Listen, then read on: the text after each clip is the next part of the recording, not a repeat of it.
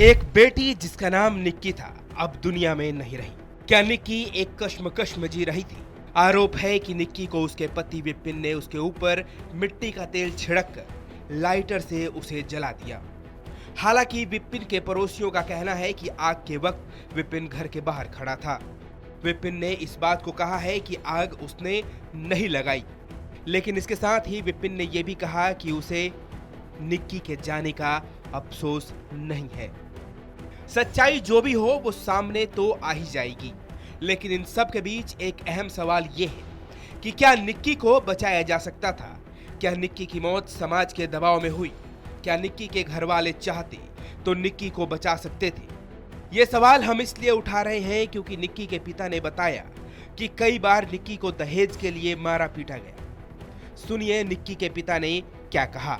दहेज का जो मसला है आपकी बेटी के साथ लगातार मांगा जा रहा था, आपने पुलिस में कंप्लेंट क्यों नहीं की, शिकायत क्यों नहीं की? इतने वक्त से अगर पैसा मांगा जा रहा था तो ये हमारी बिरादर में बैठ के समझौता जा। पुलिस कचहरी में तो जब जाता जब आदमी को मान सम्मान ना होता पंचायत का बिरादर का। अच्छा, मुझे एक चीज़ और बताइए कि ऐसा बताया जा रहा है कि आपकी बेटी को रील्स बनाने से, इंस्टाग्राम पे पोस्ट डालने से रोका जा रहा था। इस बात में कितनी सच्चाई है? सर एक बात बताओ, जब आदमी इंस्टाग्राम काम कर रहे हो, आप भी तो इंस्टाग्राम पर चल रहे हो, तो क्या रोका जाता था? अनपढ़ गवार है वो।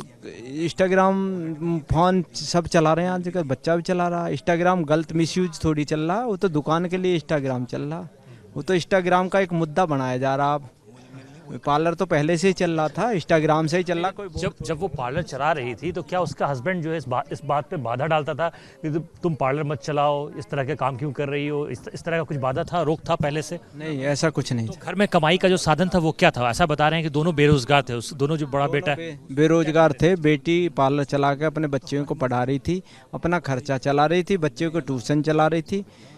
आपने पार्लर एस्टैब्लिश करने में कितना पैसा दिया था? 1.5 लाख रुपया दिया मैंने। टोटल जो जहेज का था, शादी के बाद भी आपने टोटल कितने पैसे दिए अब तक? शादी के बाद मैंने बुलेट मोटरसाइकिल दी दहेज में। उसमें दहेज में और कौन सी गाड़ियाँ दी? स्कॉर्पियो दी शादी में। 2016 में नोटबंदी में शादी करी थी मैंने। और कैश कितना दिया आपने? गुप्त में दिया, गुप्त दान देते हैं जैसे, एक बैग में भर के गुप्त दान। ऐसे में सवाल ये है कि क्यों समाज के दबाव में बेटियां मारी जा रही हैं? क्योंकि ये सिर्फ और सिर्फ निक्की की खबर नहीं है, बल्कि हमारे देश में ये खबरें आम हो चली हैं। पिछले कुछ दिनों में ऐसी कई खबरें बिहार और मध्य प्रदेश के अलावा कई अलग अलग राज्यों से सुनने को मिली हैं। आखिर क्यों समाज में बदनामी के डर से बेटियों को सब कुछ सहने के लिए मजबूर किया जाता है? इतने लंबे समय से अगर मारपीट की समस्या थी तो क्यों निक्की के घर वाले अपनी बेटी को वापस लेकर नहीं आए? ऐसे में सवाल विपिन के यानी निक्की के ससुराल वालों पर भी उठते हैं कि आखिर निक्की ने ऐसी कौन सी गलती की कि उसको जलाने तक की नौबत आ गई।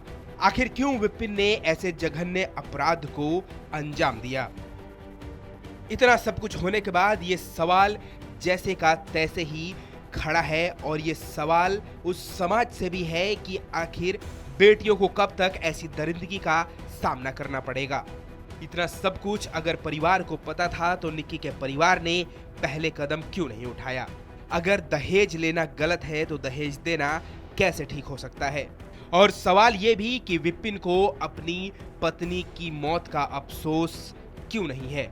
आप विपिन की ये तस्वीर देखेंगे तो आपको समझ आएगा कि विपिन को जरा सा भी इस बात का एहसास नहीं है कि वो पिछले 9 साल से जिस निक्की के साथ यानी अपनी पत्नी के साथ रह रहा था, उसके जाने का गम इसके चेहरे पर बिल्कुल भी नहीं है, ना ही कोई माथे पर शिकन।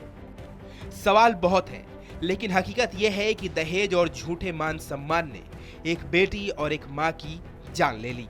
आप ये खबर रिपब्लिक भारत के डिजिटल प्लेटफॉर्म पर देख रहे थे।